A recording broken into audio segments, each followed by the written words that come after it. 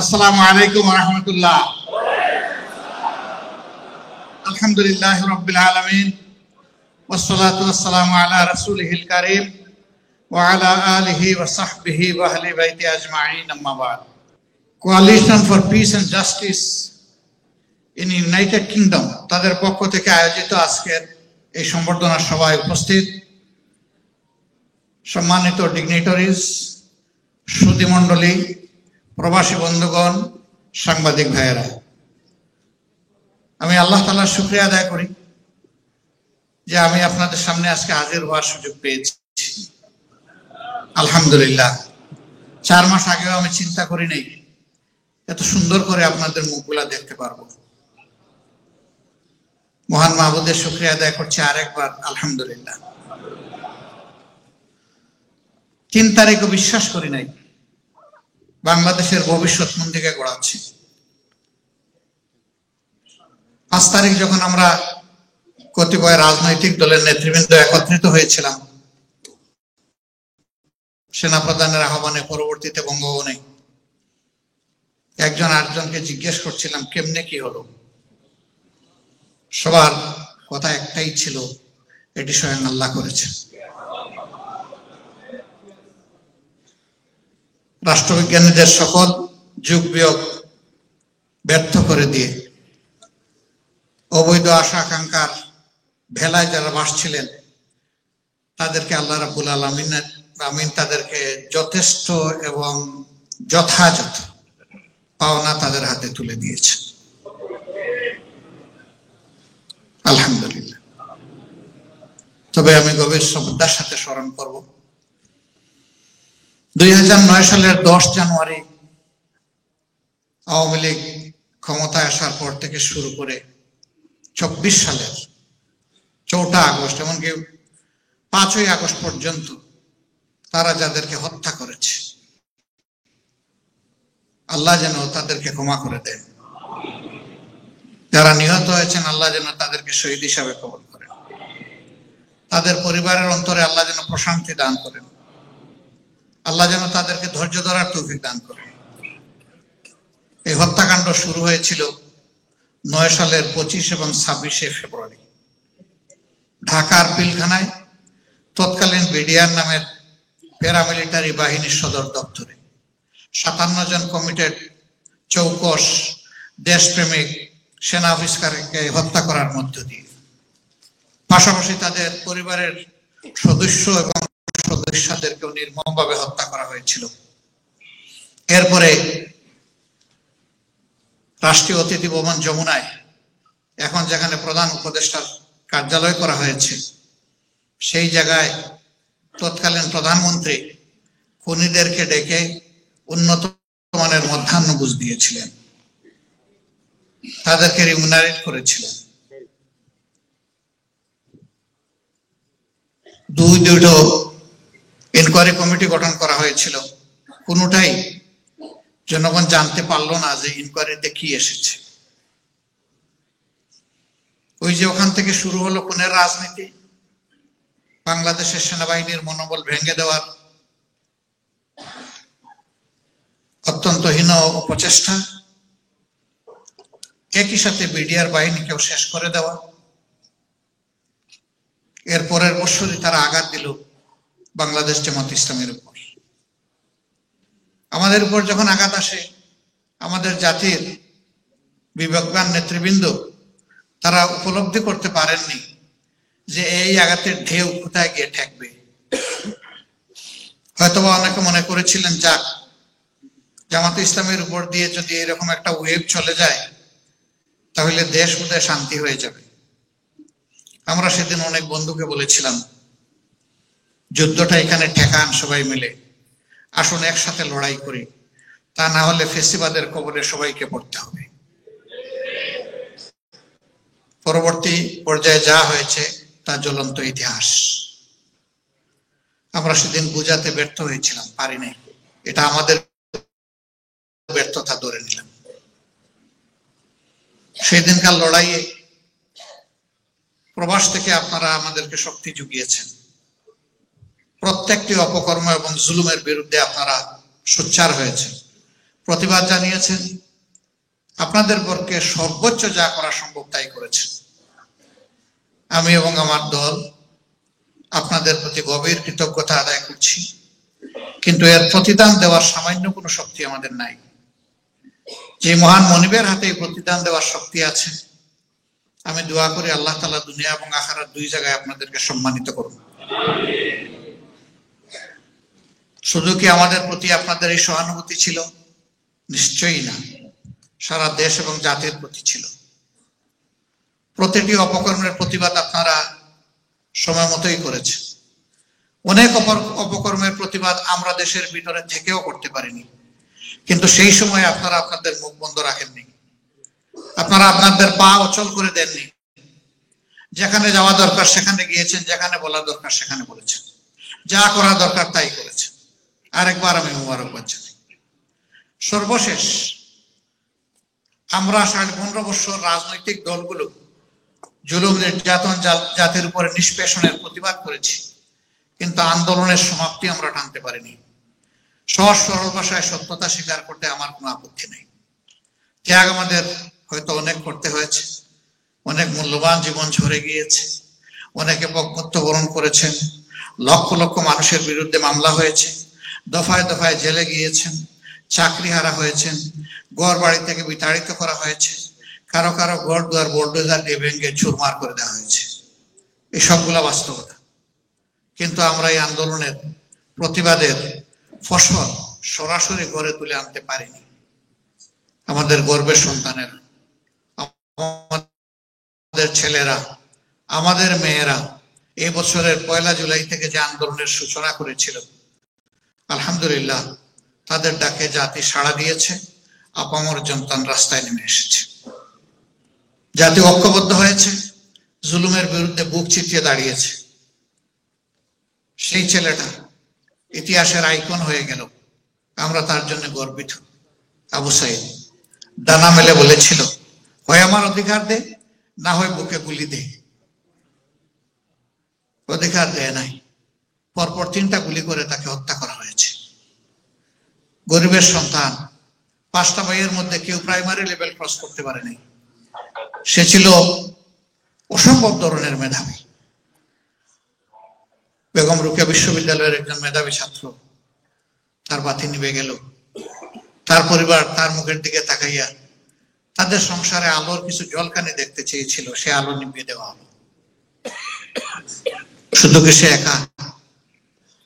তার মতো এক এক করে 16 থেকে 1650 আমাদের ধারণা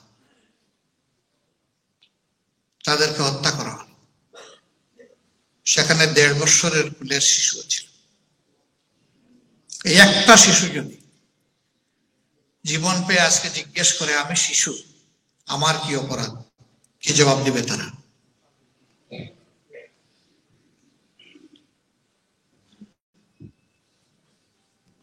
যারা আহত পঙ্গু হয়েছে, এখনো অনেকে হাসপাতালের বেডে আছে। একজন বক্তা বলে গেছেন, আপনারা তাদের প্রতি অ্যাটেনশন পে করুন। আমরা একটা দল হিসাবে যতটুকু সম্ভব আমরা চেষ্টা করছি সকলের পাশে দাঁড়ানো, কিন্তু চাহিদা প্রয়োজন এত বেশি, এটা কোনো দলের পক্ষে সম্ভব না, এমনকি এককভাবে সরকারের পক্ষেও সম্ভব না। এখানে সকলের সম্মিলিত প্রয়াস লাগে। আমরা কয়েকটা দেশকে অনুরোধ করেছিলাম, তোমরা আমাদের বন্ধু, এই বিপদে এগিয়ে আসো, আমাদের কিছু আহত পঙ্গু ছেলেমেয়ের দায়িত্ব নাও, আমরা তোমাদের কাছে চিরজীবন ঋণী থাকবো।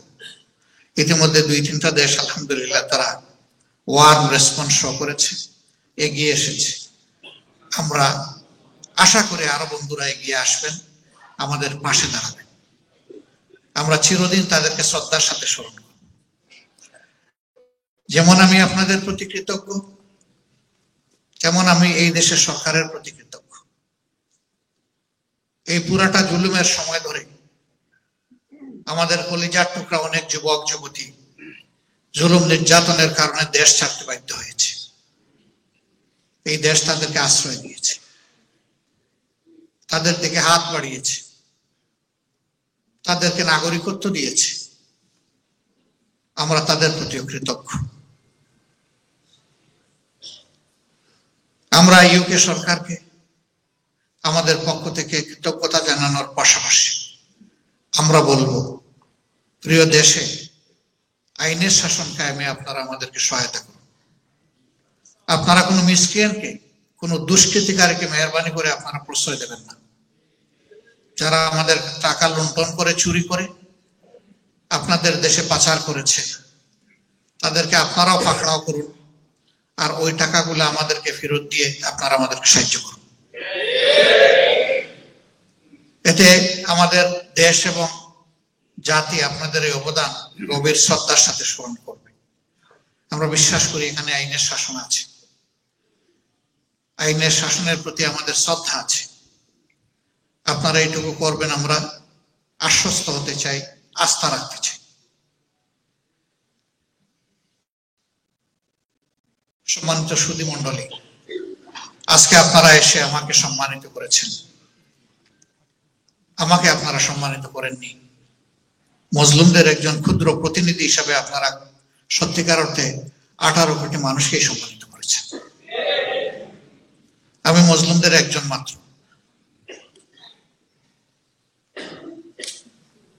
আপনারা যদিও এখানে থাকেন, আমি বিশ্বাস করি, আমি কিছু জানিও, দেহ আপনাদের এখানে, মন ঘুরে বেড়ায় বাংলাদেশে।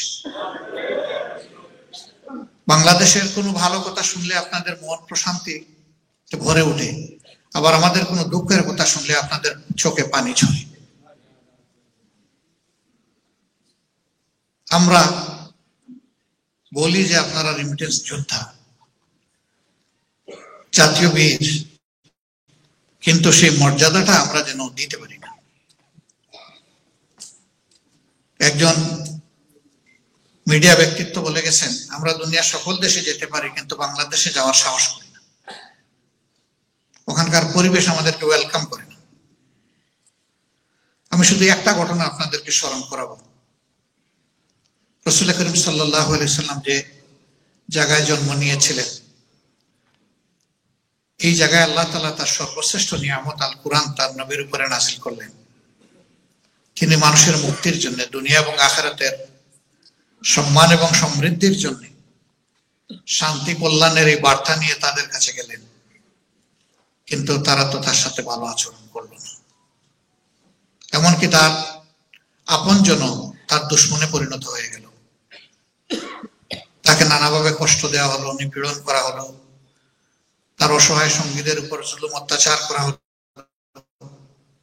একটা বিভীষিকাময় পরিবেশ তৈরি করা হলো। এক পর্যায়ে দারুণ নদয় বসে তাকে হত্যা করার সিদ্ধান্ত পাকাপোক্ত হলো। আল্লাহ তাআলার ইচ্ছা, ইশারা এবং ব্যবস্থাপনায় আল্লাহ তাআলা তাকে মক্কা থেকে মদিনায় নিয়ে গেলেন। আল্লাহ তাআলা হচ্ছেন রাব্বুল আলামিন, আর তিনি তার নবীকে ডিক্লেয়ার করেছেন রাহমাতুল লিল আলামিন, ওয়া আরসালনাকা ইল্লা রাহমাতাল লিল আলামিন। আপনাকে আমি অন্য কোনো ভাবে নয়, বরঞ্চ গোটা সৃষ্টির প্রতি আমার রহমত হিসেবে প্রেরণ করেছে। আল্লাহু আকবার। তিনি শুধু মানব জাতির জন্য না, সারা সৃষ্টির জন্য। সেই প্রেমের নবী, দয়ার নবী, সেই রহমতের এক দরিয়া, তিনি যখন সঙ্গী সিদ্দিক আকবর রাদিয়াল্লাহু তাআলা আনহুকে সাথে নিয়ে মক্কা থেকে মদিনায় হিজরত করছিলেন, তার বাহনের দুটি পা মক্কার সীমানায়, মদিনার সীমানায়, পিছনের দুটি পা মক্কার সীমানায় রয়ে গেছে। উটের লাগাম শক্ত করে তিনি টেনে ধরেছেন, পিছনের দিকে ঘুরে তাকালেন, সজল নেত্রে বললেন, হায় মক্কা, তোমার সন্তানেরা আমাকে থাকতে দিল না। টপ টপ করে চোখ দিয়ে পানি চলল। হযরত আবু বকর সিদ্দিক রাদিয়াল্লাহু তাআলা আনহু তাকে সান্ত্বনা দিলেন। নিজেকে সামলে আবার তিনি মদিনার দিকে রওনা করলেন।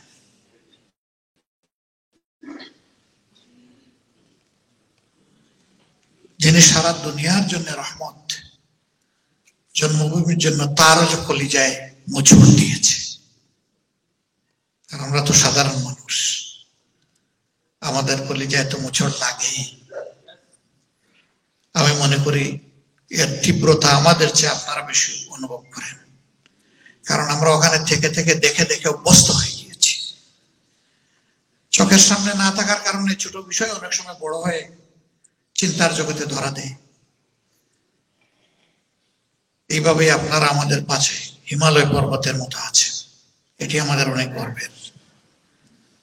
কিন্তু এই প্রবাসীরাই যখন দেশে যান, বিভিন্ন ধরনের চ্যালেঞ্জের মুখোমুখি হন, অপ্রীতিকর অবস্থা তাদেরকে প্রত্যক্ষ করতে হয়। আমার ছোট্ট একটা হাসপাতালে একদিন বসে আছে, রাতের বেলা হঠাৎ করে এক ভদ্রলোক, মাথা ফাটা, রক্ত জোড়া, কাপড় চোপড় লাল, দাড়িতে রক্ত লেগে আছে, টুকরা টুকরা রক্ত। আমার ছোট ভাই তাকে নিয়ে আমার রুমে ঢুকেছে। আমি জিজ্ঞেস করলাম, ইনি কে, উনার এই অবস্থা কেন? তিনি একটা করুণ কাহিনী বয়ান করলেন আমার সামনে।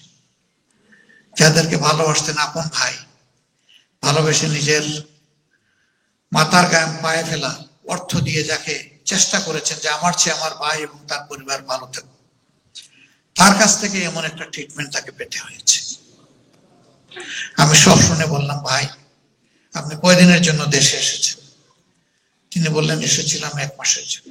গেল কয়দিন? 3 দিন। আমি বললাম যে আপনার সুস্থ হওয়া পর্যন্ত যে কয়টা দিন দরকার আপনি থাকেন, এরপরে আপনি চলে যান আপাতত। আমি তাকে আমার ব্যবস্থাপনায় ট্রিটমেন্ট দিয়ে পরের দিন ঢাকায় পাঠিয়ে দিলাম, আর একটা হসপিটালে ভর্তি করলাম। তা আমি কয়জনকে জানি, কয়জনের দুঃখের কথা জানি। এটা একটা সিম্বল। আমি একটা সিম্বলিক উদাহরণ দিলাম। শুধু সরকার নয়, ক্যাডার নয়, পুলিশ নয়, আমাদের আপনজন আমাদেরকে কষ্ট দেয়। আপনার সঞ্চয়, আপনার ঘাম জোড়া অর্থ দিয়ে আপনি জমি কিনেছেন, ভাইয়ের হাতে আপনি সব তুলে দিয়েছেন, বিশ্বাস রেখেছেন অন্তত আমার সহোদর আমার সাথে কোনো বেশকম করবে না আমাদের। কিন্তু আপনি যখন দেশে গিয়েছেন, গিয়ে দেখছেন আপনি ব্ল্যাক আউট, আপনার কোনো জায়গা নাই এখানে। এগুলো বাস্তবতা, আমরা জানি। এর পাশাপাশি প্রশাসনিক হ্যারাসমেন্ট, বিমানবন্দরে ব্যাগ নিয়ে টানাটানি, হাজার ধরনের জিজ্ঞাসাবাদ। গত 15 বছরের মাত্রাটা ছিল অনেক বেশি। এবার এই বিষয়গুলা রিলিফ হওয়ার পরে আমরা বলেছি, যাদেরকে আমরা রিমিটেন্স যোদ্ধা বলি, শুধু রিমিটেন্স যোদ্ধা না, এবার সমান তালে তারা বিদেশে থেকে এই মুক্তির জন্য, এই স্বাধীনতার জন্য তারাও যুদ্ধ করেছে। একটু দৃশ্যমান কিছু তাদের জন্য দেখতে চাই।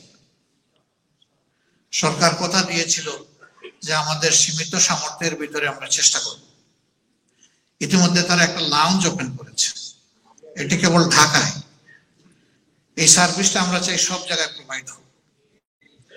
এখন এয়ারপোর্টে গেলে প্রবাসী ভাইদেরকে স্যার ডাকে, আগে নিজের বউয়ের ছোট ভাই হিসাবেও চিন্তা করতো না। এইটুকু পরিবর্তন, আমি শালা বললাম না, ওটা সুন্দর লাগে না, এইটুকু পরিবর্তন অন্তত হয়েছে। কিন্তু এটা যথেষ্ট নয়, এটা শুরু কেবল, করার আছে আরো অনেক কিছু। ডিসক্রিমিনেশন আছে আমাদের প্রবাসী ভাইদের ভাড়া, প্লেন ফেয়ার, যেটা একই ডিস্টেন্স অন্য দেশ, ডিফারেন্ট এয়ারলাইন্স, তারা যায় আমাদের চাইতে 3 ভাগের 1 ভাগ কম অথবা অর্ধেক কম ভাড়ায়। আমাদের এত লাগে কেন? আমাদের তেলের মান কি আরো উন্নত নাকি? একটু বেশি লাগবে খরচ। আবার দেখেন বৈষম্য, এটা কেউ আমাকে অন্যভাবে দেখবেন না প্লিজ, যে আমার বাড়ি সিলেটে এই জন্য বোধহয় আমি নেপোটিজম করছি। নো, আমি রিয়েলিটির পক্ষে। একটা বিমানে আপনি চড়বেন, ঢাকা থেকে আসবেন লন্ডন, আপনাকে নিয়ে যাবে সিলেট, সিলেট থেকে আপনি আসবেন আবার হিথ্রোতে। এখন ঢাকা থেকে গেল সিলেট, সিলেট থেকে আসলো হিথ্রোতে। ঢাকা থেকে ভাড়া যদি হয় 2 টাকা বাংলাদেশি টাকায়, তাহলে সিলেট থেকে দিতে হবে 2 টাকা 25 পয়সা। এটা কোন কথা? ডিস্টেন্স তো কম। তো অনেকে বলে যে না, এটা ঢাকার চেয়ে কম হচ্ছে না, তা না হলেও চলে, ছোট্ট দেশ, কাছাকাছি ডিস্টেন্স অন্তত সমানটা হোক, তাইলে ডিসপ্যারিটি থাকবে না। আমি আশাবাদী যে এই কথা আমরা শোনাতে পারবো। এখন বিমানের এমডি এমন একজন, চেয়ারম্যান এমন একজন ব্যক্তি হয়েছেন, যিনি বিমানের জন্মের ইতিহাসে যখন এমডি ছিলেন তখন তার হাতেই কেবল বিমান লাভজনক সংস্থায় পরিণত হয়েছিল, তার আগেও না পরেও না। তিনি একজন ট্রান্সপারেন্ট মানুষ, একজন দক্ষ আমলা ছিলেন। আমরা তাকে বলবো যে ডিসপ্যারিটির বিরুদ্ধে এই আন্দোলন, আপনি ডিসপ্যারিটি দূর করেন। এটা একটা ছোট্ট রিলিফ দিবে। এইভাবে ঘাটে ঘাটে অনেক জিনিস রয়ে গেছে। এখানে যারা আছেন তাদেরকে ঠিক আমরা প্রবাসী হিসেবে দেখি না, আমরা দেখি বাংলাদেশি ডায়াসপোরা, বাট তারা নিবাসী। এই নিবাসীটা কি? নিবাসীটা হলো যে যারা এখানে লিগ্যাল স্ট্যাটাসে নাগরিকত্ব পেয়ে আছেন, যাদের এখানে থাকার নিজস্ব ঘর হোক আর সরকারের ঘর হোক আছে, ঠিকানা আছে। কিন্তু কিছু মানুষ আছেন, কিছু দেশ আছে আমাদের দেশ থেকে যারা যান, তারা ওই দেশে কোনো নাগরিকত্ব কখনো পাবেন না। তাদের পরিবারও ওখানে রাখার মতো সামর্থ্য তাদের নাই। ঘাম জ্বালানো যা তারা রুজি করেন সব দেশে পাঠিয়ে দেওয়ার চেষ্টা করেন। তারা টাকাও সঞ্চয় করতে পারেন না, কারণ তাদের আয় খুবই সীমিত। সেই লোকগুলোও তো মাঝে মধ্যে বিদেশের মাটিতে মারা যায়। আমরা যাদেরকে রিমিটেন্স যোদ্ধা বলছি, ওই যুদ্ধ করতে করতে দিতে দিতে যখন সে চলে যায়, তখন তার লাশটার দায়িত্ব আর আমাদের সরকার নেয় না। আমরা চাই সরকারকে এই দায়িত্ব নিতে হবে। আমরা আপনাদেরকে কথা দিচ্ছি, আল্লাহ তাআলা যদি এই জাতির খেদমতের তৌফিক আমাদেরকে দান করেন, এই দায়িত্বের পরিচয় আমরা দিব ইনশাআল্লাহ।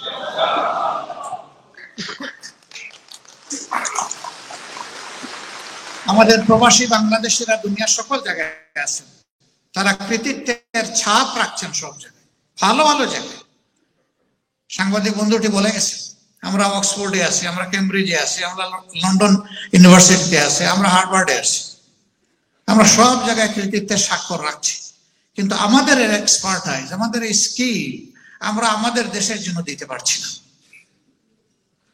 আমি এবার এসেছি আপনাদেরকে দেখতে, আগামীবার এসে বলবো হাতে ধরে টান দিয়ে আপনাকে আসতে হবে, আপনার দেশে আসে। আমি এবার যখন আসি বিমানে বসে আছি, একজন তরুণ, তিনি সম্ভবত ওয়াশরুমে যাচ্ছেন। আমার মাথায় শীতের প্রোটেকশনের জন্য একটা উলেন কালো ক্যাপ ছিল, গলা ভরা ক্যাপ।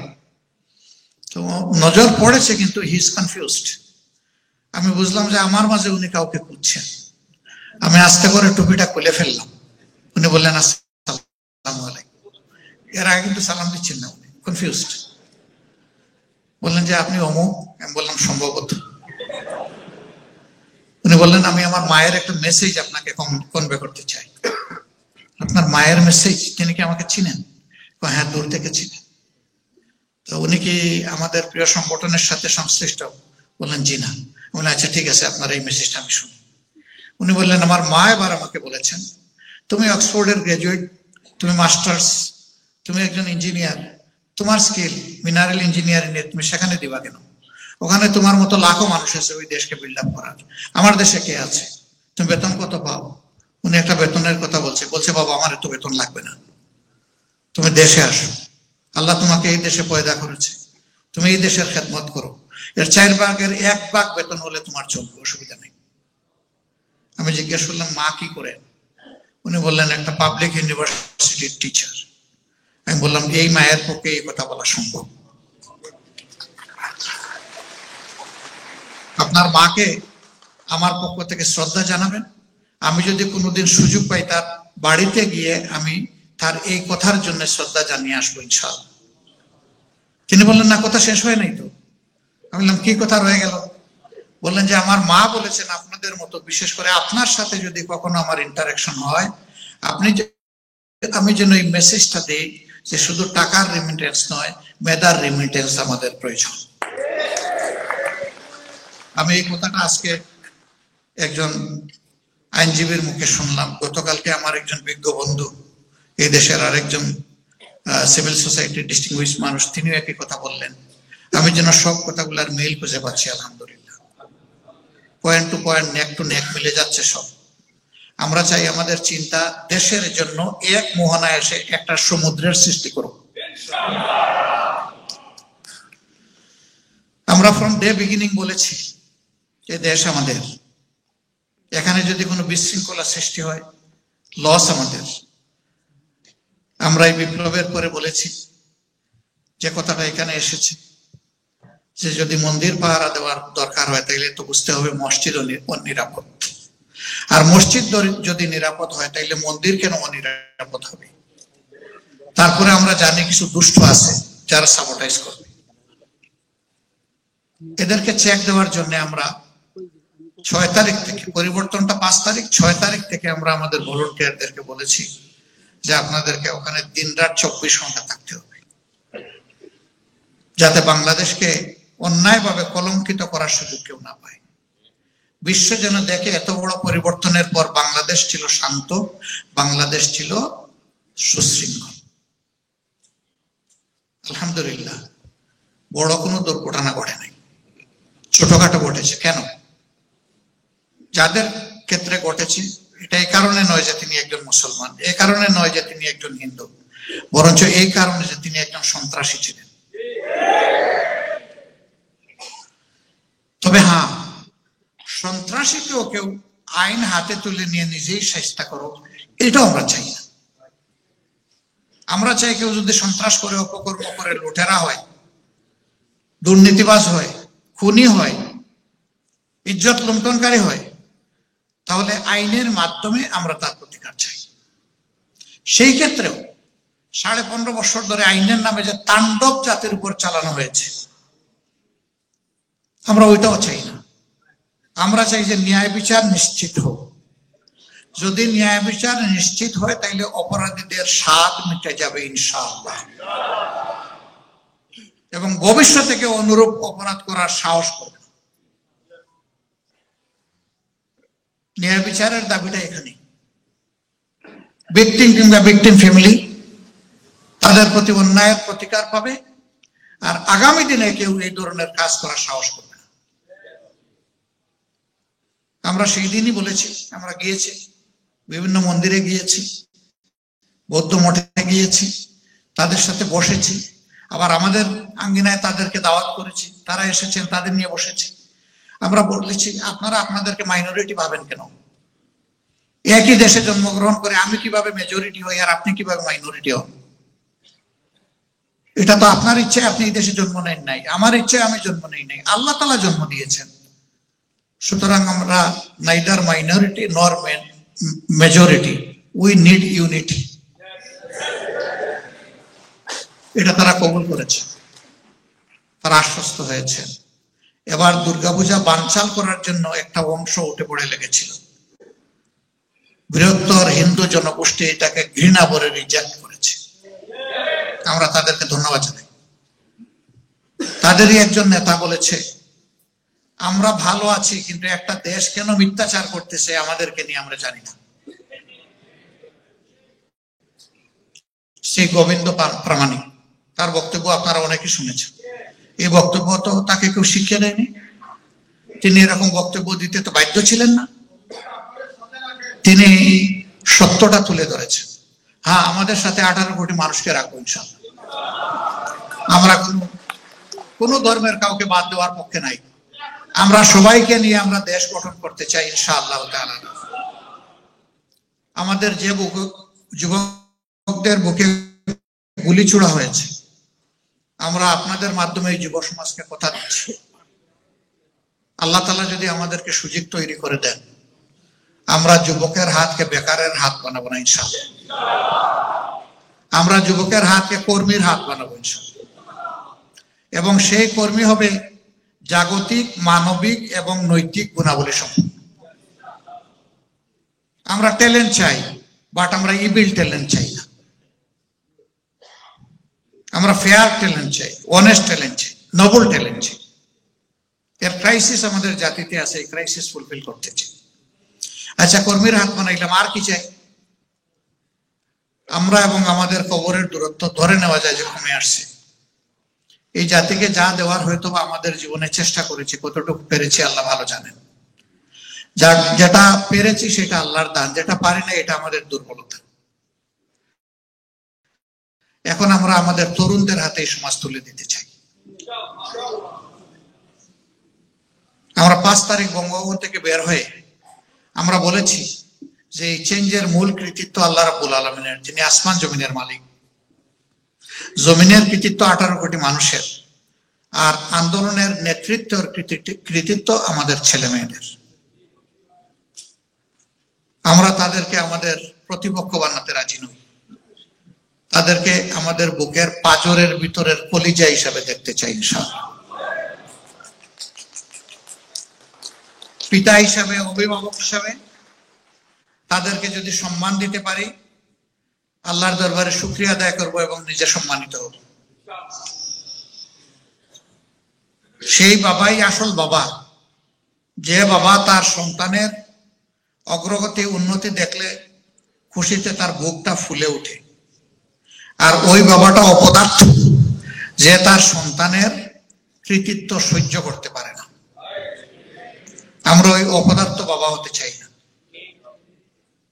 আমরা আমাদের সন্তানদেরকে নিয়ে আলহামদুলিল্লাহ গর্ব করতে চাই। আমরা মনে করি তাদের মধ্যে পটেনশিয়াল আছে, তবে তাদের পটেনশিয়ালটাকে আরো ইমপ্রুভাইজ করার জন্য আমরা গ্লোবাল ইন্টারাকশন তাদের সাথে করাতে চাই, যাতে তাদের আই ওপেনিং হয়। তারা দুনিয়া ঘুরবে, বিভিন্ন উন্নত দেশে যাবে, সেখানকার কৌশল, প্রযুক্তি, বিজ্ঞান শিক্ষা করবে। নৈতিকতার জন্য যেখানে দেওয়ার শিক্ষা করা দরকার সেখানে যাবে, রুহানি তালিমের জন্য।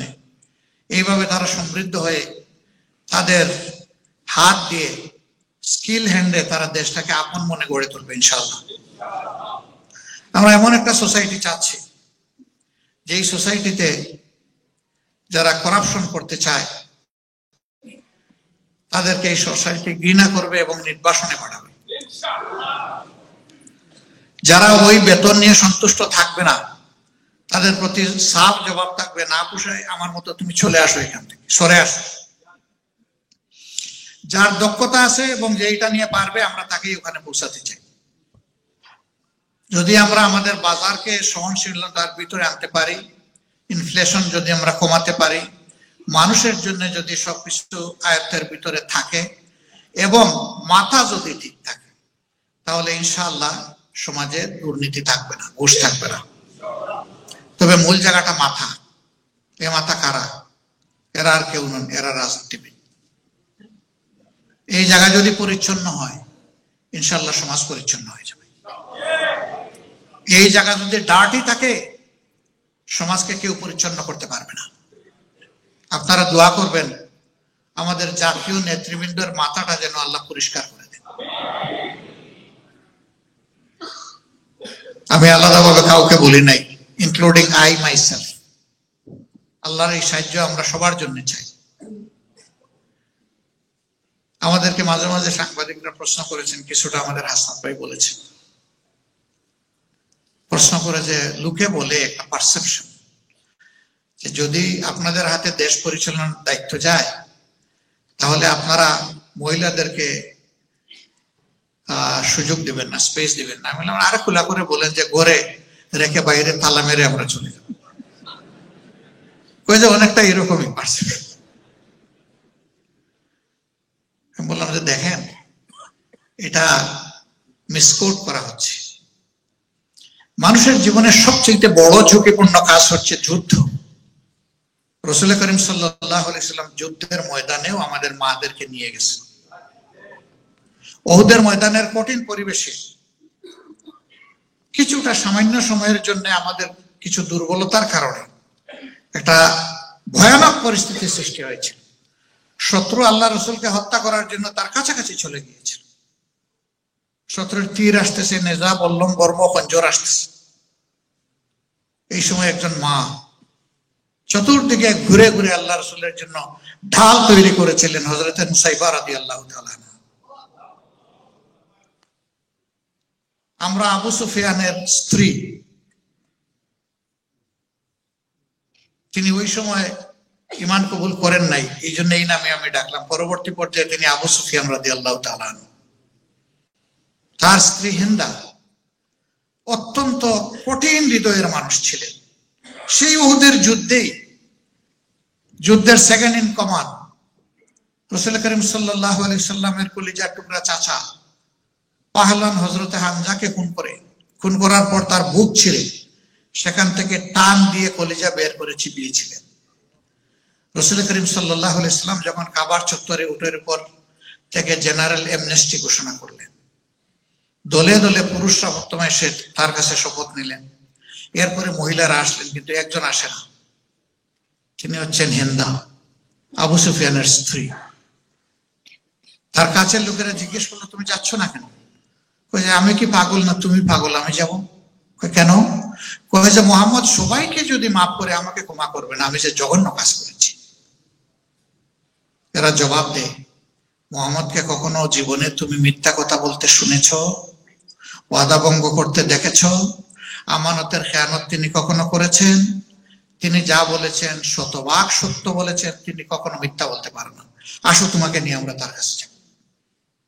তিনি গিয়েছেন, পানির পটে হাত রেখে তিনি শপথ নিচ্ছেন। আল্লাহ রাসূল বলেন, বলো, আমি চুরি করব না। বলে যে আমি আবু সুফিয়ান তো অত্যন্ত কৃপণ, ছেলে মেয়েদের জন্য ভালো করে খরচ করতে চায় না, আমি লুকিয়ে লুকিয়ে ছুটিয়ে ছুটিয়ে কিছু খরচ করি, এটা কি চুরি হবে? আল্লাহ রাসূল বলেন, না, এটা চুরি হবে। বলো, তুমি সন্তান হত্যা করবে না? বলে যে বড় আদরে কষ্টে ভালোবাসায় বুকের দুধ দিয়ে বুকের বিছানায় সন্তান বড় করেছিলাম, আমাদের সন্তানদেরকে আপনি বদরের যুদ্ধে হত্যা করেছেন।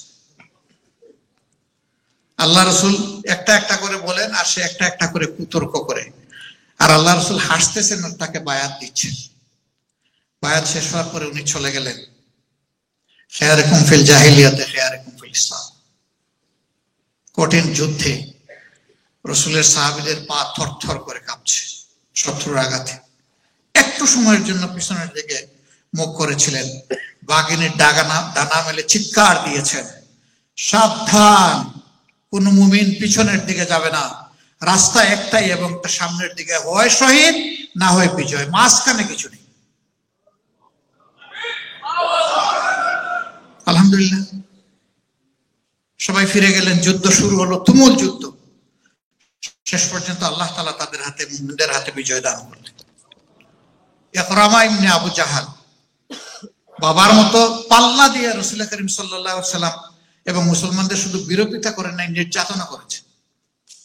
তিনি প্রাণ ভয়ে পালিয়ে গিয়েছিলেন ইয়েমেনে। তার স্ত্রী ঈমান কবুল করার পরে বললেন, আমি একজন অসহায় রমণী, আপনার কাছে কি একটা দরখাস্ত আল্লাহ রাসূল পেশ করতে পারি? সাল্লাল্লাহু আলাইহি ওয়াসাল্লাম, করুন। যে আমার স্বামীর নিরাপত্তা আমি আপনার কাছে কামনা করছি, ইকরামার নিরাপত্তা। একটু সময় আল্লাহ রাসূল চুপ থাকলেন, তারপরে মায়ের জাতিকে সম্মান করে বললেন, তোমার স্বামীকে নিরাপত্তা দেওয়া হলো, তাকে ফিরিয়ে আনা হলো। তিনি হয়ে গেলেন কাতেবে ওহী, তিনি হয়ে গেলেন হাদিসের রাবি, তিনি হয়ে গেলেন যুদ্ধের সেনাপতি। হাতের মধ্যে পতাকা নিয়ে যুদ্ধ করতে করতে শহীদ হয়ে গেলেন। সম্মানিত ভাইয়েরা, বলছিলাম যে নারী জাতির অবদান, এটাকে অস্বীকার করতে পারবে না। পদে পদে তারা অবদান রেখেছে। আমি বলি যে হ্যাঁ, যুদ্ধের ময়দানে রেখেছেন, তারা মানবতার উস্তাদ হিসেবে শিক্ষা দিয়েছেন। রাসূল করিম সাল্লাল্লাহু আলাইহি সাল্লামের নলেজে রেখে তারা ব্যবসা করেছে। কঠিন দিনে রাসূল করিম সাল্লাল্লাহু আলাইহি সাল্লাম এবং পরবর্তী পর্যায়ে খুলাফায়ে রাশিদিন বিজ্ঞ মহিলাদের সাথে রাষ্ট্রীয় গুরুত্বপূর্ণ ব্যাপারে পরামর্শ করেছেন। সুতরাং মুমিনদের সমাজে ইজ্জতের সাথে আল্লাহর দেওয়া সীমারেখার ভিতরে থেকে পূর্ণ নিরাপত্তা নিয়ে আপনারা জাতি গঠনে অবদান রাখবেন ইনশাআল্লাহ। সেদিন আপনাদেরকে কেউ ভোগের পাত্র হিসাবে দেখবে না, সেদিন আপনাকে দেখবে জন্মদাত্রী মা হিসাবে, মায়ের পেটের সহোদরা বোন হিসাবে, নিজের ঔরসজাত মেয়ে হিসাবে। এই তিনটা সম্মান আপনারা সেদিন ভোগ করবেন ইনশাআল্লাহ। আতঙ্ক সৃষ্টি করার জন্য, ভীতি সৃষ্টি করার জন্য বিভিন্ন জিনিস ছড়ানো। বলা হয় যে ইসলামপন্থীরা যদি ক্ষমতায় যান, তাহলে সবাইকে কালো বোরকায় একদিনে পরিয়ে দেওয়া হবে। এত টাকা যে নাই আমাদের, ইসলাম জোর করে কাউকে বোরকা পরাতে আসে। এক লোক বলতেছে, আল্লাহ তাআলা তো বলেছেন জান্নাতে গেলে তার মনের সকল চাহিদা পূরণ করা হবে, তো দুনিয়ায় আমার শীতল চাটনি বড় ভালো লাগে, ওখানে কি তাই পাবো? যার যেমন রুচি চিন্তা সেরকম বলতেছে। উত্তর জবাবদাতা বলতেছেন, ওখানে গিয়ে এমন কিছু পাবো, ওই সমস্ত পোষা জিনিসের কোনো হিসাবে তুমি নিবা।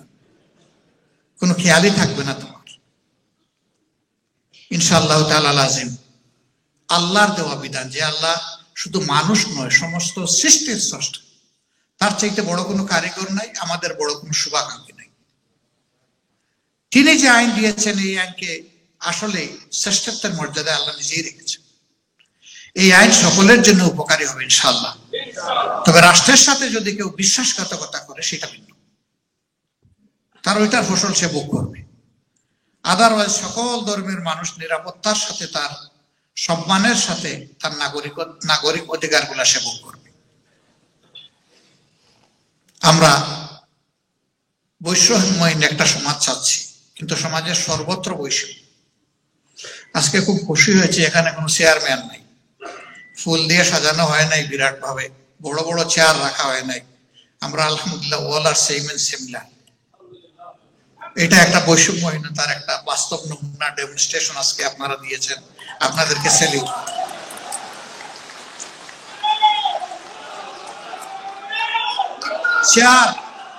চেয়ার আমাকে সম্মান এনে দেবে না, সম্মান এনে দিবে আমার ক্যারেক্টার, সম্মান এনে দিবে আমার এফোর্ট, সম্মান এনে দিবে আমার পেট্রোটিজম, সম্মান এনে দিবে আল্লাহর দেওয়া উইজডম। চেয়ারে কোনো সম্মান নাই। বহু জায়গায় গেলে বড় বড় চেয়ার দিতেছে, আমি বলি যে ভাই, চেয়ার নিয়ে মারামারি শুধু আমাদের জাতিতে, আর সারা দুনিয়ার মানুষ কাজ নিয়ে পাগল। আমরা চেয়ার নিয়ে পাগল, মানুষ কাজ নিয়ে পাগল। আমরা কাজ নিয়ে পাগল থাকতে চাই।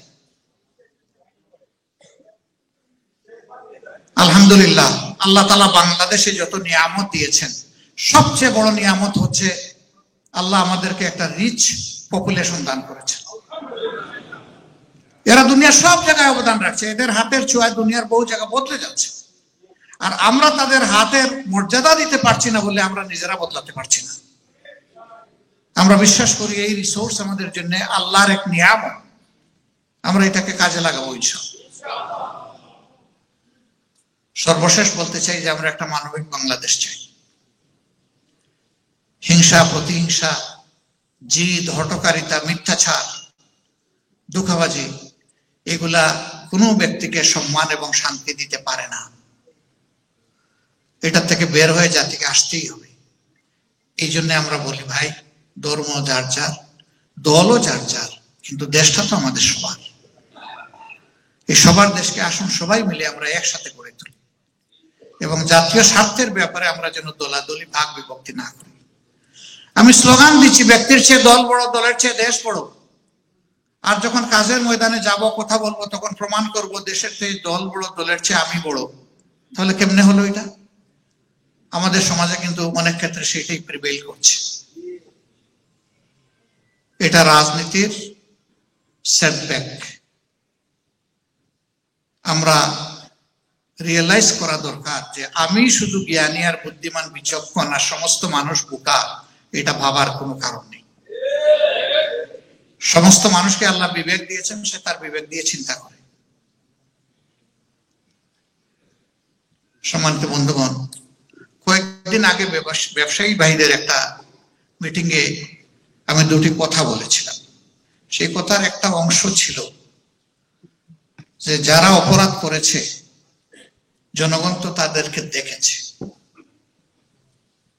তাদের বিচার, আসল বিচার হবে আল্লাহর দরবারে, আর দুনিয়ার বিচারটা ছেড়ে দেন জনগণের হাতে।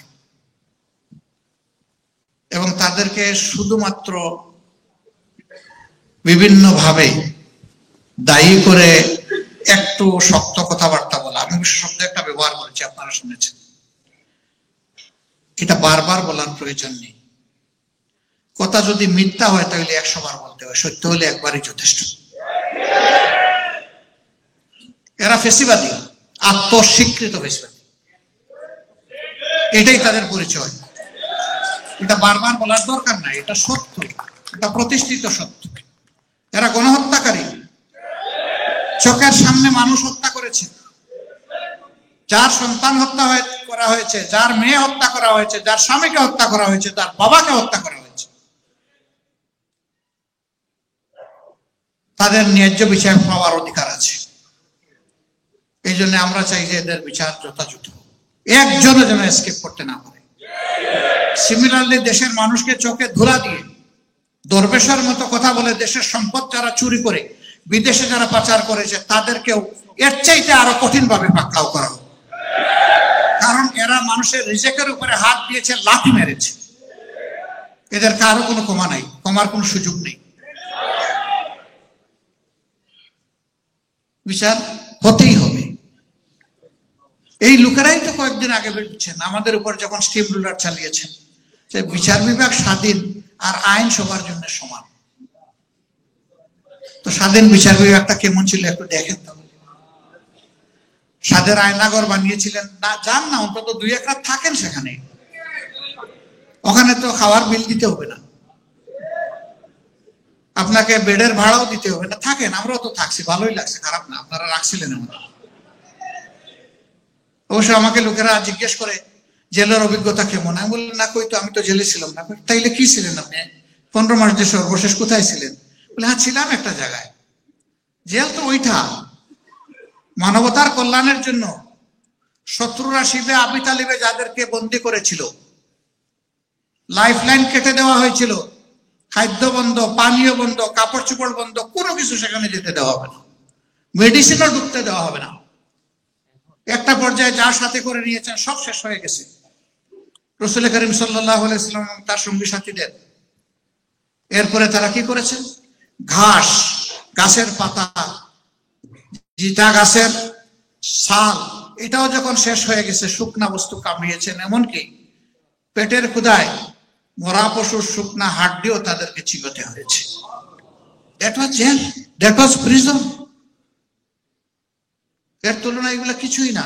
তবে হ্যাঁ, কিছুই না যা আছে ওইটা যারা আমাদের উপর আরোপ করেছিলেন, ন্যায় বিচারের দাবি হচ্ছে তারা অপরাধ করলে এটার একটু স্বাদ তাদের নেওয়া উচিত। আমাদেরকে তো বিনা অপরাধেই তারা করেছেন। এখনো বুকে হাত দিয়ে বলি, যতগুলো মামলা হয়েছে সব মিথ্যা। আমার বিরুদ্ধে যা হয়েছে, বেগম খালেদা জিয়ার বিরুদ্ধে যা হয়েছে, অধ্যাপক গোলাম আজমের বিরুদ্ধে যা হয়েছে, আমি কয়জনের নাম নিব, মতিউর রহমান নিজামীর বিরুদ্ধে যা হয়েছে, এই সবগুলা মিথ্যা এবং বানায়। বলবেন তার প্রমাণ কি? প্রমাণ আমি নিজে। প্রথম যে মামলায় র্যাব আমাকে অ্যারেস্ট করলো, আমাকে যখন আদালতে উঠানো হলো, আইনজীবীরা জানতে চাইলেন উনার অপরাধটা কি। বলে যে নাশকতা সৃষ্টির জন্য উনি 15টা ককটেল বিছনার নিচে নিয়ে উনি রেখেছিলেন। আমি বললাম যে আপনার পাগলও তো এটা করবে না, বিছনার নিচে ককটেল নিয়ে ঘুমাবে। আমি বললাম যে মেহরবানি করে ককটেলটা জিনিসটা কি আমার একটু দেখাবেন। তারা কি রিকভারি করেছেন, সিজার লিস্টে এনেছেন? যদি এনে থাকেন তাইলে আমি একটু দেখতে চাই। বিচারক মহোদয় তাদের মুখের দিকে তাকালো, যিনি এটা বলেছিলেন তিনি মাথা নিচের দিকে দিলেন, সবাই হু হু করে হেসে দিল। এর বিনিময়ে আমার 10 দিনের রিমান্ড মঞ্জুর হলো। কি আজগুবি দেশ! ওপেন কোর্টে বিচারক বলতেছে যে অভিযোগ এনেছেন, যে সাক্ষী দিলেন, এর বিনিময়ে মতিউর রহমান নিজামীকে 1 দিনের জন্য জেল দেওয়া যায় না। আবার আমরা তো বড় আশায় বুক বেঁধে থাকলাম যে উনি ইনশাল্লাহ আজকেই বের হয়ে যাবে। রায়ের দিন যখন আসলো, দেখা গেল যে উনার বিরুদ্ধে এই অভিযোগ প্রমাণ হয় নাই খালাস, এই অভিযোগ প্রমাণ হয়েছে, উনাকে মৃত্যুদণ্ড প্রদান করা হলো। এর জন্য ইউরোপের একটা কন্ট্রিবিউশন আছে, ইউরোপের না, ইউরোপের থেকে একজন মানুষের। বিচারক বিচার করতেন বাংলাদেশে, আর উনি রায় ডিকটেট করতেন ব্রাসেলসে বসে। স্কাইপ কেলেঙ্কারির কথা আপনারা জানেন। ওই প্রাচীন যুগের ওই বিচারকের মতো মাথার উপরে টানা পাকা চলতেছে, তো সেখানে লালও আছে আবার সবুজও আছে। তো তিনি যখন রায় দিবেন কোন আসামিকে খালাসের রায়, তখন সবুজটা দুলে। তো একদিন রশিতে একটু পেস্ট লেগে গেছে, সবুজও দুলে লালও দুলে। একবার উনি বলেন আসামির বিরুদ্ধে সন্দেহাতীত ভাবে অভিযোগ প্রমাণিত না হয় তাকে খালাস দেওয়া হলো। আবার একটু সময় নিয়ে বলেন আসামির বিরুদ্ধে আনিত অভিযোগ সন্দেহাতীত ভাবে প্রমাণ হয় তাকে মৃত্যুদণ্ড প্রদান করা হলো। এখন আসামির যে আইনজীবী, তার তো বুক কাঁপতেছে থরথর করে, কি হচ্ছে এটা। বললো যে মাননীয় বিচারক, দুইটা একসাথে কিভাবে হয়? কয় দোষ কি আমার? এটা ওই দিক থেকে রশি টানে, দুইটা একসাথে টানে কেন? তো আমাদের সেই রশি টানা জাজরা এই কাজ করেছেন, কষায়ের কাজ করেছেন জাতির উপরে। এটা ছিল নট, এটা জুডিশিয়াল ভার্ডিক্ট ছিল না, এটা ছিল জুডিশিয়াল কিলিং। মেধাবী দেশপ্রেমিক নেতৃবৃন্দকে এইভাবেই কিলিং করা হয়েছে। বলতে থাকলে অনেক কথা চাপের ভিতরে, আপনারা আমার চেয়ে আরো বেশি জানেন। এখানে উস্তাদ আর সাগরিদ গড়ে সবার আমাদের ইলিম সমান, কারণ এখন দুনিয়া সবকিছু হাতের মুঠায়, মিনিট লাগে না, সেকেন্ডের মধ্যে সব চলে আসে। আমি কথা আর বাড়াচ্ছি না, আবারও বলবো, আসুন, আল্লাহর আইনই মানুষকে প্রকৃত শান্তি দিতে পারে, সম্মান দিতে পারে, ইজ্জত দিতে পারে, দুনিয়ার মুক্তির সাথে সাথে আখিরাতের গ্যারান্টিও নিশ্চিত করতে পারে। আমরা সবাই, আমার কথাই নয়, আমি বলতে পারি নাই ভালো করে, একজন আপনাকে খুব ভালো বলতে পারবে, সেই বলাটা আপনাদের সবার মায়াবী হাতে তুলে দিতে চাই। এটি হচ্ছে আল্লাহর কোরআন। আপনি আল্লাহর কোরআনের ভিতর দিয়ে আপনি সফর করেন, পড়তে পড়তে আপনি মুক্তির স্বাদ পাবেন ইনশাআল্লাহ তাআলা আযীম। আমি যা বলতে পারবো না, কোরআন আপনাকে তাই বলে দিবে, প্রতিটি শব্দে বলে দিবে, প্রতিটি হরফে বলে দিবে। আমি সবাইকে এখানে যারা উপস্থিত হয়েছেন আমি অনুরোধ করব, প্লিজ গো থ্রু দ্য কোরআন। এটা আল্লাহ আপনার জন্য উপহার দিয়েছেন, উপহার, আল্লাহর উপহার ফেরত দেবেন না, অবহেলায় ফেরত রাখবেন না। এই উপহারের যত্ন নিন। আল্লাহ আমাদের সমবেত হাতগুলোকে এক মোহনায় এনে দিন। আমি আবারও বলছি, আগামীতে ইনশাআল্লাহ আপনাদেরকে নিয়ে যাওয়ার জন্য আসবো। বলবেন সেখানে গেলে খাবো কি? ভাই, এই মুহূর্তে দুনিয়ার কোথাও আমার নিজের নামে কোনো ঘর দুয়ার নাই। এই মাসের 5 তারিখ পর্যন্ত আমার একটা ঠিকানা ছিল, 6 তারিখ থেকে আমি ওইটাও শেষ করে দিয়েছি। এখন দুনিয়ার প্রতিটা ঘরকেই আমি আমার ঘর মনে করি। তারপরে আল্লাহ কিছু নিয়ামত সম্পদ আমাকে দিয়েছেন, আসুন আমরা ওইটা ভাগ করে সবাই খাবো ইনশাআল্লাহ। আমার সম্পদে না কুলায় আমার বন্ধু বান্ধবদের সম্পদে নিয়ে আপনাদের সামনে হাজির করব। বড় প্রয়োজন, আমাদের মেধার বড় প্রয়োজন। আমরা মেধা হারিয়ে এখন একটা সর্বহারা জাতি। আপনারা আমাদেরকে সাহায্য করুন, দোয়া করুন, আমাদেরকে আপনারা সমালোচনা করবেন, চোখের পানি দিয়ে একটু দোয়া করবেন, এতটুকু যে আমাদের দ্বারা যেন প্রিয় জাতির কোনো ক্ষতি না হয়, বরঞ্চ আল্লাহ যেন প্রিয় জাতির কিছু উপকার করার তৌফিক দান করেন। যদি জাতির উপকার হয় সেটা প্রকৃতপক্ষে আমার নিজেরই উপকার হবে। আমাকে যে সম্মান আপনারা দিয়েছেন, আল্লাহ তার বিনিময়ে আপনাদেরকে অফুরন্ত সম্মান দান করুন। আমার এই কথাগুলো ভালো লাগলে আপনারা আল্লাহ শুকরিয়া আদায় করবেন, কষ্ট পেয়ে থাকলে আমাকে ক্ষমা করবেন।